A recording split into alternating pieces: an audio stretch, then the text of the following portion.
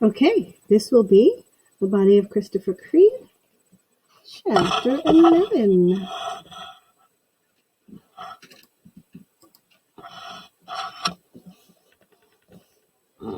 Allie's mom wasn't even home. It looked like she had gone out with that Albert guy after Beau raised that stink. So picking up Greg and just leaving a note was not a major problem. It was about 11 o'clock, and Greg flung himself sleepily into the car. Allie had packed 2 backpacks, one for her and one for Greg. My mom just drove on in silence. When we got back to the house, she took Greg up to the spare bed in my room, and me and Allie wandered into the kitchen. Allie looked completely dazed. Her eyes were really swollen as they swept around the kitchen. I haven't slept over here since, 3rd grade, she said with an absent laugh. Remember how we would string burglar traps across the bedroom door frames? God, funny how things change. Now we're the criminals. Her grin faded away to nothing, and I said I didn't think we were criminals. She just flopped into a chair and didn't answer me. My mom came in and sat at the table. Her tired eyes glared. You guys have about 2 seconds to start spilling it. Mom, the story is so long and complicated, I stumbled. I mean, what do I tell her? About Allie's mom, about Beau helping Allie and Greg with the pervert, about Mrs. Creed searching her kid's room like she was scared for herself? It was all a part. My mom was watching Allie and she said, Look, I do understand one thing. Her jaw bobbed up and down a couple of times. You know how you kids hear about every other kid's business in school? For example, you know who goes out with whom, who's in hot water with whom, who cheated on a test and all that. And while you know all these things, you think the teachers are oblivious to it?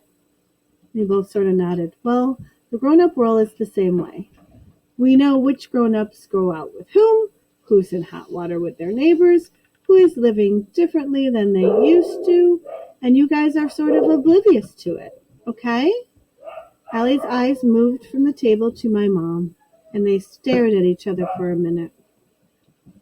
I just wanted you to know that we know more than you think, and your staying here isn't a problem, my mom said.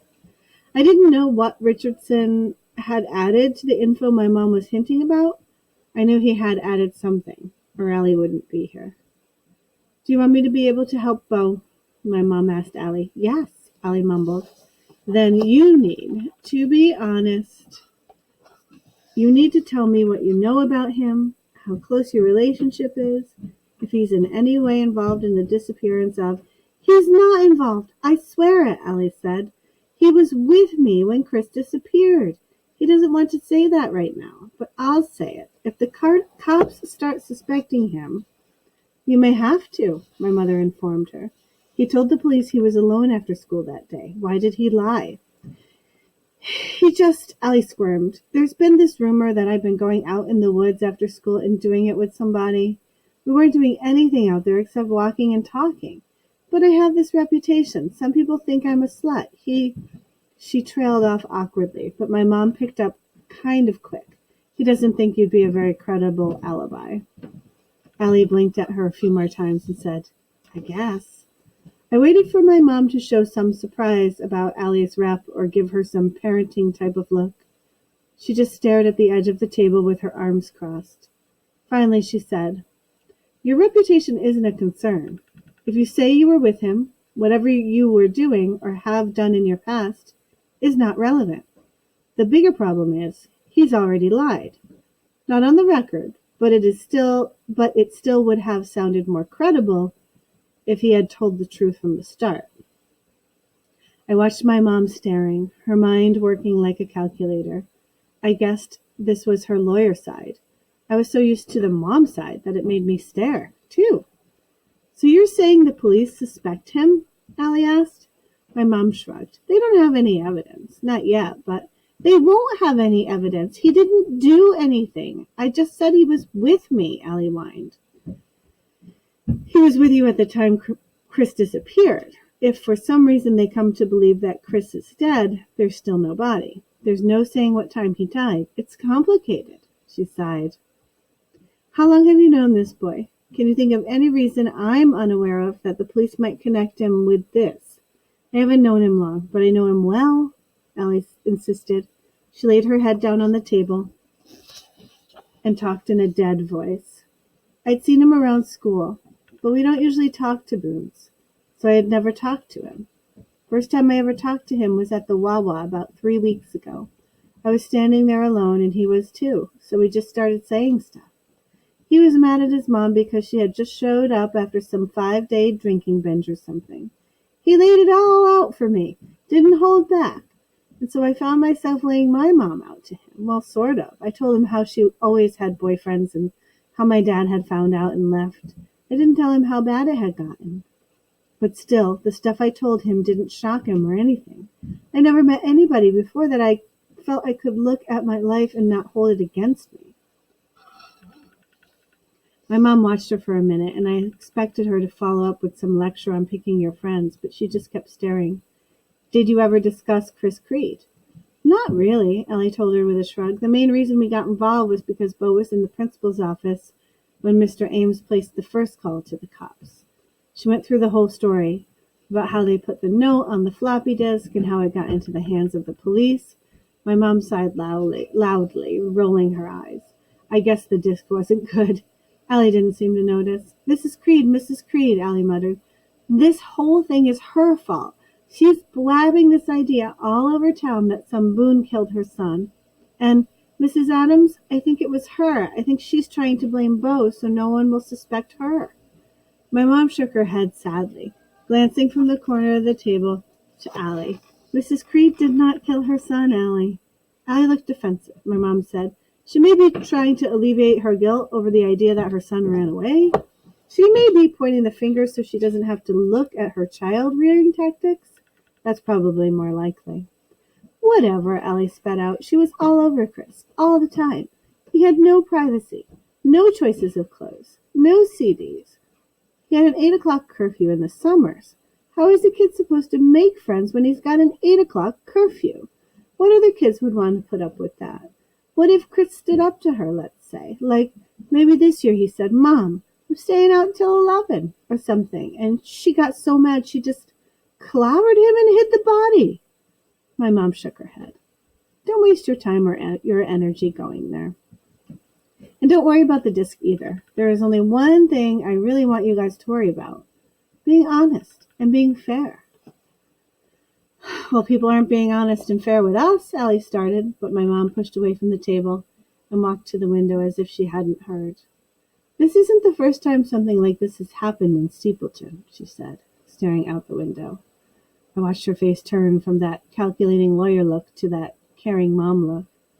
In fact, that Indian burial ground out there is supposed to contain the bones of more than Lenape Indians. Rumor had it, when I was just a little older than you, that a man named Bob Haynes walked into those woods and never walked out again. The silence only hung for about 3 seconds, and Allie and I pushed back our chairs and walked up behind her. The light was bright above the sink, so you couldn't see anything out the window, but pitch black. I knew there was a road out behind our pool, beyond our fence, and on the other side was the place where supposedly the local Lenape Indian tribe had buried their dead. There hadn't been any Lenape Indians living here since 1692, when they moved to Oklahoma. I had seen pictures of them in school, and the men looked fierce. They wore mohawks and let feathers dangle from their hair, and they pierced their ears and wore heavy ornaments in them. When you were in second grade seeing pictures of them, you would think they were savages. But supposedly they had been very nice to Henry Hudson and the other first white people. The white people introduced them to some of their own worst habits, like nipping the bottle, and the Lenapes finally decided the whites were a bad influence on them. They left without a fight, leaving nothing but arrowheads, which people still find centuries later, and their graves. I never heard any story about any Bob Haynes, Mom, I sighed. She sighed. You wouldn't. It was something this town could never admit to. When I was in 4th grade, a teenage boy ran away from home. His name was Digger Haynes. Digger was a high school football player. He got his nickname because he played defense and he could dig in and not let anybody past him. Runners would bounce off of him and land in a heap. His junior year, Digger was thrown off a motorbike down at Turkey Run. He lost his leg. Needless to say, his football days were over, as were his dreams of having a military career like his father's. She lowered her eyes from the window for a second, then raised them up again. Some kids started calling Digger Gimp and Pirate, and other names behind his back. But things like that get around. Get back to the victim. I was only in 4th grade, but I remember hearing them. I don't think anybody meant anything by them. I think they were just calling names because she ran her fingers through her hair and looked ripped up. As long as kids could make a joke out of it, then it meant that nothing serious had happened. It couldn't happen to them, couldn't even touch them. I thought of the jokes flying around school about Creed. I thought of Ryan and Alex joking around. Man, somebody's got to find the spoil. My father says that very sensitive people commit suicide in water. Some things never change. Digger lost his athletic look, trimmed down to almost skinny, grew his hair. You might have thought it was from the sudden lack of sports. But Digger left a note to his father saying he was going to the West Coast to find himself or something. It was during the hippie era, and I guess he decided he wanted to head out to San Francisco. There were a bunch of kids living in Haight-Ashbury district who were opposed to any sort of violence, and after his accident he was drawn to the place. Some people say Digger's accident helped him become a more compassionate person. Some people thought he went off the deep end. Before the accident, his father had always wanted Digger to go into the Marine Corps, play hero in Vietnam, and sort of mirror his own life in World War II. The accident and the change in Digger were difficult for Bob Haynes to accept. All his dreams for his son had to change. And while I don't think he meant to take it out on Digger, it was hard for him to cope with his disappointment. In the note, Digger said he was having trouble getting along with his father, and he couldn't take the tension any longer, and he was going to Ashbury. He left, never to be seen around town again. She stopped, and I broke my stare from the window to shoot a glance at Allie. She was watching my mom intently. Did anyone think that Digger died, like they think about Creed? Committed suicide or something, I asked. My mom shrugged. Not right away. Digger's note made it plain that he was leaving. But Bob Haynes went on a month-long trip to find him, bring him back to Stapleton. Digger never surfaced in San Francisco or anywhere that Bob could find. Bob started to blame the kids in Stapleton for calling Digger names and driving him away. The town responded by blaming the father for being unable to cope with a son who could no longer meet his expectations. They said he drove Digger away. At that point, there were some rumors that Digger might be dead somewhere. Nobody knew. See, guys, this is what happens when a kid suffers a personal tragedy. Nobody wants to take responsibility. Nobody wants to admit they had a part in it. So they spend a lot of time pointing the finger and things just get worse and worse. I stared through the blackness toward the Indian burial ground and felt sad. This story rang of all the things I'd been thinking about people. Nobody wanted to admit they treated Chris badly, not even his own parents. Everyone was pointing the finger at everybody else. Did anyone ever find any trace of Digger? I asked. Yes, I did. My mom grinned, still staring out the window. He's an attorney in Detroit. When I was in law school at the University of Michigan, he was a guest speaker at one of my lectures. He was going by the name Troy Haynes, which I think is his birth name. I saw that gimp and heard the last name, and I'll tell you, I was very glad to see him and to talk to him after class. She sighed. I have his address somewhere. I should write to him. If he could stand to hear from somebody from Stapleton. He was glad to see me at the time, but that was before his father. She trailed off. I never even remembered hearing the name Haynes around here. What happened to Mr. Haynes? My mom tore her eyes from the window and turned and stared at the floor. People think that after years of being called a bad parent, he was tired. One day, his house was dark and stayed dark. Some people say he simply left without even telling anyone goodbye. Others say he was seen wandering into the Indian burial ground, with his old World War II pistol in his belt. Supposedly he found one of those little burial caves, crawled in, and pulled the trigger. We had heard of the caves in the woods, but never found any. Some were mapped out by the geology department at Stockton, but it had never been prime on our list to find them. There were 3 huge rocks in the center of the burial ground, and Alex and I used to climb on them and play King of the Hill. Sometimes we used to get into the old legends and dig around for bones. We never found any bones. We stopped digging once we decided we didn't want some Lenape Indian ghost crawling out from under the bed at night with his mohawk all decorated, seeking revenge. I hadn't thought about it in years. Allie shivered a little, watching my mom. Well, what do you think happened to him? A sad smile crept over my mom's face. I'm not afraid of ghosts anymore. Not after facing life's realities every day at work. But whatever happened to Bob Haynes, I know this town destroyed him. They blamed him, because it was easier than admitting they were partly responsible. I think the Indian burial ground story was somebody's imagination, a few people having one last ha-ha to tack on to an already tragic story. I hope he moved to Los Angeles and became an art dealer or something, but that's why I say it's very important to leave Sylvia and Ron Creed alone. They'll end up rotting away like Bob Haynes or something worse. They aren't perfect, but they didn't kill their son, kids. I cast one final glance over my shoulder at the window as we moved slowly back to the table. Allie got way quiet and dropped down in the chair beside me. I should be able to clear Beau's problems up tomorrow morning, Mom said. Right now you need to tell me if he actually broke into the Creeds and if he actually made the phone call. No, we both said slowly. I looked at Allie and she looked at me. He did want to break in, Allie stuttered, getting all red. Beau wanted to search Chris's bedroom for something to counteract the fact that he had the disc. We felt there might be evidence inside that would prove Mrs. Creed was responsible for Chris's disappearance. I watched him actually shimmy up a drain pipe and check Chris's window. When it was locked, he crawled up and over the roof. He came around the side of the house about a minute later. He didn't have any time to break in. And believe me, he would have told me at the police station. Allie looked almost disappointed.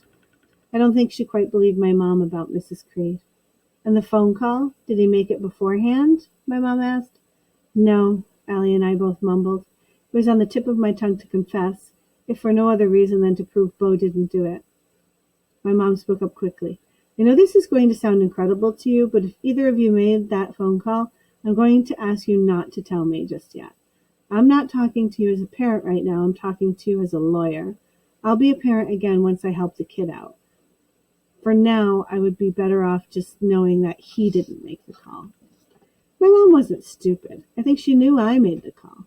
Maybe she wanted to face the police without feeling like she had something to hide. And then she'd kill me later. Allie watched her for a minute with some look like my mom was a super lady. You can really help him, Mrs. Adams? She nodded, but not enthusiastically. That disc could look extremely incriminating, but my thought is to let sleeping dogs lie. Any day now I would expect something to break here. Either Sylvia will accept the fact that her son ran away, or maybe Chris will come home. Even if he doesn't, it's not likely that Beau Richardson could be arrested for murdering him. You're sure? Allie asked again. Very sure, she shrugged. To arrest somebody for a homicide, one needs evidence that there was a homicide. Under normal circumstances, there has to be a confession, if there's no body. He's obviously not going to confess to something he didn't do, and right now there's no body. Something made my eyes jump to that window again, as a chill came over me. I don't know what caused it. The window was just black as pitch. I stared at it, maybe because the disappearance of Creed seemed so black. It's hard to think that the disappearance of the town weirdo could cause a chain reaction of bad happenings, like the ones we were going through. It had brought out some intense side of me that was driving a wedge between me and my fun-loving friends. It was worsening Beau Richardson's already difficult life. It was making my mom have to choose between being a lawyer and being a mom. It was making Mrs. Creed so hateful that she would waste another kid's life, a kid with disadvantages in the first place. This weird kid leaves, but the weirdness stays. It starts coming out of everybody else. I felt like Chris's ghost was in us, trying to speak, trying to make us feel what he felt, trying to make us understand. I could hear my mom's voice telling us we needed sleep and to go to bed, or we would never get up for school. I didn't quit looking into the darkness, though. I almost forgot. I heard her reach into her handbag for something. Just before I left Beau, he said to give this to you. He said you'll need your book for class tomorrow. She tossed a composition book on the table, the kind with the black and white speckled hardcover. I could see Allie's name scribbled on the outside. Thanks, Allie said. Something cracked in her voice and made me look. Her face appeared completely casual, except the corners of her mouth were shaking as she opened the front cover. I could see her name printed clearly on the cover, but it wasn't her handwriting inside. Her eyes met mine, and I had to look away really quick to keep from falling off my chair. Yeah, I guess Beau was an ace liar. He got Creed's diary to us via my own attorney mom, and I knew I would never get over the fact as long as I live. I also would never get over how you can become invisible and do magic if you want something bad enough. My next hope was that Creed's words were in there. My mother has threatened to kill me, and I'm afraid she will. And that is chapter 11 from the body of Christopher Creed. Thanks for listening.